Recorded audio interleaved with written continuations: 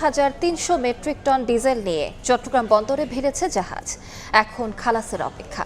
এই মুহূর্তে চট্টগ্রাম বন্দরে ডলফিন জেটিতে আছেন রিপোর্টার ফেরদৌস লিপি। সরাসরি যাচ্ছি তার কাছে। লিপি, বিস্তারিত জানাবেন।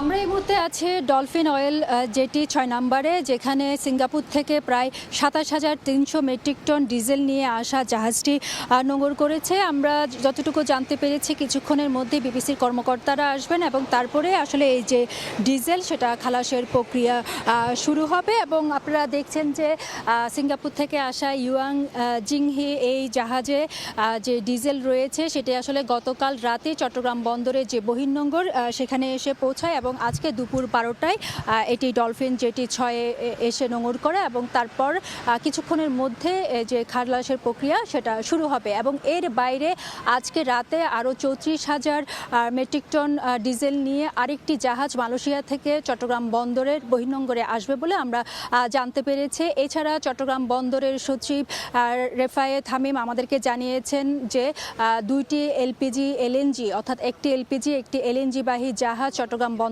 সীমানায় এসে পৌঁছেছে আজকে এবং এর বাইরে আরও 4টি জাহাজ কিন্তু বন্দরের পথে রয়েছে। আর সকাল থেকে আমরা দেখেছি যে যেই পেট্রোল পাম্পগুলোতে যে দীর্ঘ সারি গ্রাহকদের, সেখানেও কিন্তু তারা এখনো পর্যন্ত অনেকেই ছুটির দিন হওয়ার সত্ত্বেও তারা কিন্তু ঘন্টার পর ঘন্টা দাঁড়িয়ে যেই ডিজেল পেট্রোল অকটেন এগুলো সংগ্রহ করছেন এবং সেই ভোগান্তির কথা আমাদেরকে তারা গ্রাহকরা জানাচ্ছেন। এবং অধিকাংশ পেট্রোল পাম্পের যারা কর্তৃপক্ষ আছেন তারা বলছেন যে তাদের যে চাহিদা মতো বা প্রয়োজন সেখানে তারা কিন্তু ডিপোগুলো থেকে জ্বালানি তেল তারা পাচ্ছেন না, এই অভিযোগ তারা করেছেন। এবং এই অভিযোগের মধ্যে কিন্তু এই যে দুপুর 12টা নাগাদ এই ডিজেলবাহী জাহাজটি চট্টগ্রাম বন্দরের যে ডলফিন অয়েল জেটি সেখানে নোঙর করেছে। এবং এছাড়া বিশেষ করে জ্বালানি তেল মজুদের যেই বিভিন্ন প্রবণতা দেখা যাচ্ছিল সে জায়গায় প্রশাসনের পক্ষ থেকে আমরা দেখেছি বেশ কয়েকদিন ধরে বিভিন্ন জায়গায়